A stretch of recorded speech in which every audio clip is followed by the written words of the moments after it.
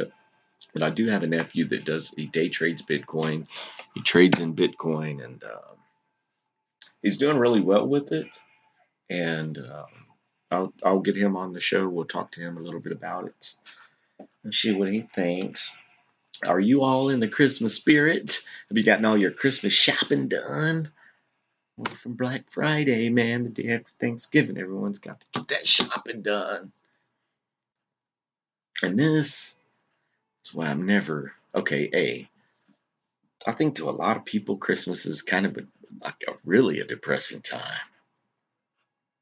especially if you come from a lower socioeconomic background. You know what I'm saying? If you're a poor kid, Christmas time, man, you get all your hopes up. You like, look underneath I remember looking underneath the closet doors and seeing bicycle tires one year. That was 1985. I saw bicycle tires. Now, I didn't have a bike at the time, so the bike that I got, I was happy. I was fucking thrilled to have. I only had it for a week and it got stolen.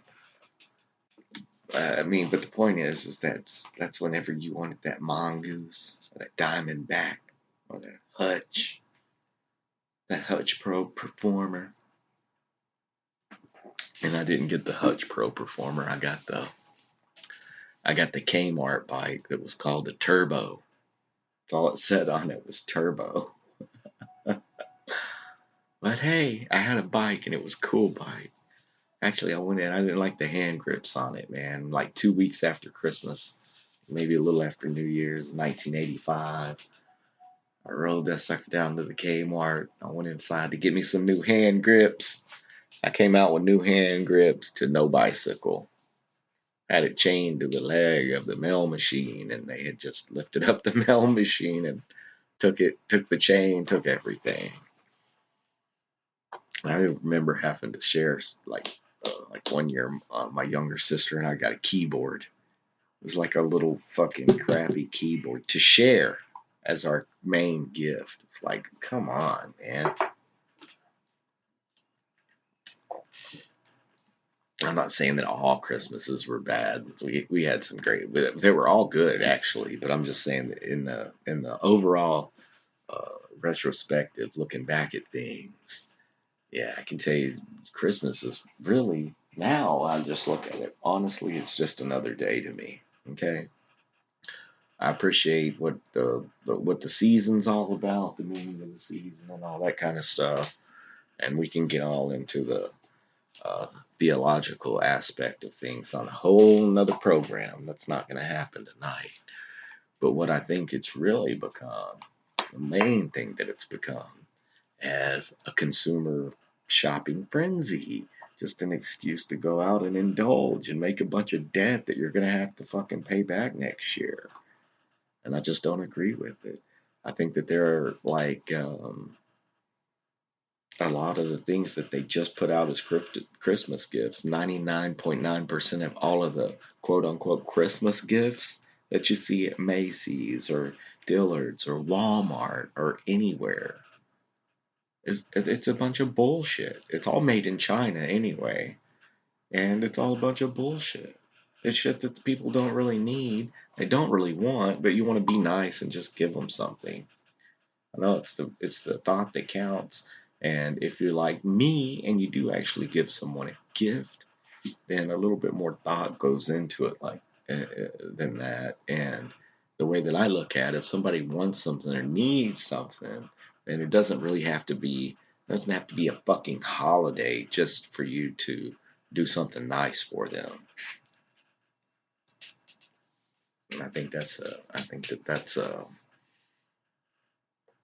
it's something that our whole economic system is based on how much people spend, right now during Christmas time. I guess that 1 month after Thanksgiving to Christmas. I don't know. Would the world be a whole different place if we didn't? I know America wouldn't. Would it fall to its knees if everyone just said, "Yeah, I'm gonna skip buying shit for Christmas this year"? That's probably a bad idea. But a good idea would be to, instead of just buying all that China bullshit, would be to like use your brain and ask yourself, look, I just bought someone a Billy the Bass that sings when people come in the door or something, some bullshit that they don't need.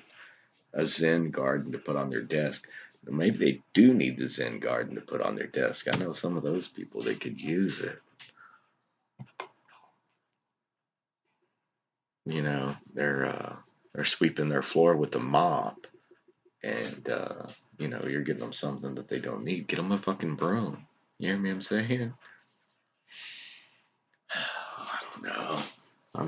I'm disappointed in mankind, but I do remember uh, like a wannabe actor telling me something about, because I was interested in acting and stuff like that. But I remember him telling me something like, "Dude, you'd never make it in Hollywood because uh, you'd have to suck some dick, blah blah blah blah blah."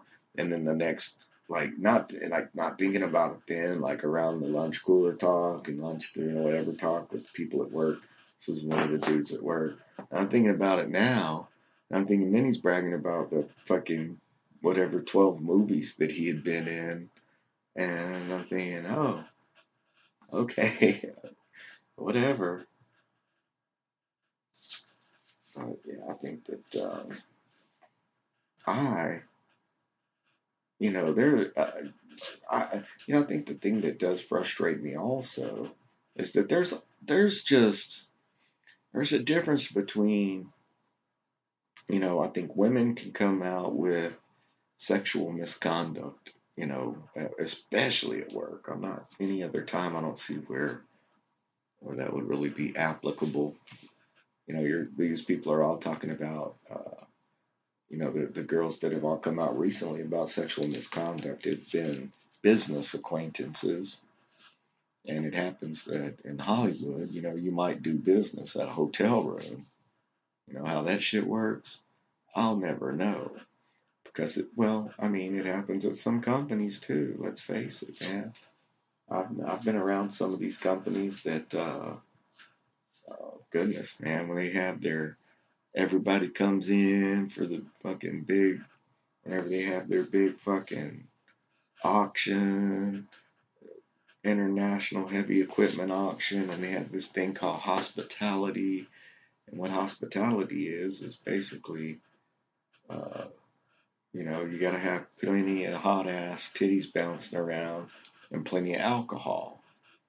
And what that leads to is married dude driving around in in the company truck on the company lot with a naked chick. It's one of the other coworkers there. I'm thinking, what the fuck kind of place is this, man? Anyway, I'm not saying any names, fellas. I didn't say no names. But that's where I'm saying is where the workplace can put a gray area there. Like I've heard lately where people are saying they never really understand why their company has a company party, and it's where everybody gets fucking wasted. They get all fucked up and then end up why, everyone's having problems at work fucking, the next year, which is, a couple of weeks away. So yeah, here at Robcast, we're definitely taking a hard break ourselves from the bullshit.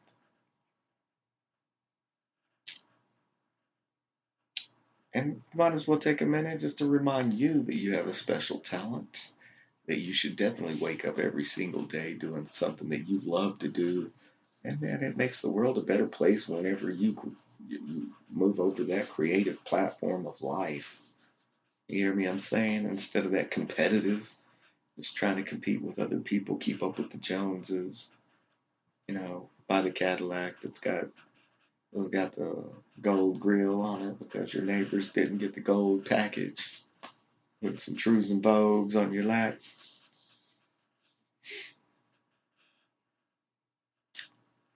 But yeah, move over to the creative plane, man, because all the competitors, while they're struggling to get ahead, They're competing and they're competing. They're normally just competing for what us creators create. So come on over to the creative side, wake up every single day and do something that you love to do. And yeah, life's definitely way sweeter when you do something you love to do, man. It makes time pass by like nobody's business. And yeah, and if you are not listening live, if you're listening anytime, you can listen to this podcast anytime. If you miss the beginning or whatever, you can listen to it anytime. Definitely download the Spreaker podcast app. Go to where it says my name, Robert Cole. Click on that shit, and it will allow you to follow the show. You can also listen on YouTube, Rob C Zombie channel. Just type in Robcast Radio on YouTube, and you can listen to it also there. We'll post it on Facebook. That's Robert Cole Zombie in parentheses on Facebook. We're at Robcast Radio on Twitter, where the audio also will be uploaded there. And just now, this is the first show that we are back on the SoundCloud. So all my old SoundCloud homeboys and girls, what's up, SoundCloud? We are back. And something Google. We're on something Google also. But anyway, you can definitely listen to the show on Spreaker Podcast, YouTube, Facebook, Twitter, and you can also follow the show on Instagram. However, we've not started to post uploads of the show onto Instagram. And we might start, we might do a little live video here whenever we go live. We have the ability. So tonight on the show, we have at least asked the question, or maybe given you a little bit more information on what Bitcoin is. We talked a little bit about sexual misconduct. I don't want to come off as a chauvinistic pig, okay? But only because, see, I've had problems at work. That have not been. I have had sexual misconduct at work, but the main thing that I fucking had at work is fucking bullshit. Just fucking bureaucratic, political motherfucking horseshit. Let me give you just one example. One example is this. One example is I'm in a like a 90, 2 or 3, like maybe 50 to 90,000 square foot warehouses. I'm in one corner of one warehouse. This might be 12 foot by 15 foot. This is my designated area. This is maybe my third day on the job. I was told, and this is some of the weird fucking strange bullshit that you get into the going to work for the man and start you out at $25 an hour plus overtime, all the blah blah blah blah blah. And if you have any questions with what you need to do today, then what you do, you don't ask any questions. You don't go to this phone and call me or track me down or come to my office. What you do is you sweep the floor. And the way it was explained to me is if you're sweeping the floor for over a certain amount of time, then they'll catch that on camera or someone will walk through, and that's basically like our universal signal for, I don't know what to do. Only because when you've got other bigwigs coming in from other companies, you never want someone coming up to you, I guess, in their perspective, saying, "Hey, what do I do next?" or "I need this," or whatever. Basically, they say, "Grab a broom and start sweeping, and then we'll get to you when we can get to you." Okay, it didn't make any sense to me. I get to a point to where I had a question. I remembered, okay, whatever. So I grab a broom and I started sweeping this 12 foot by 15 foot space.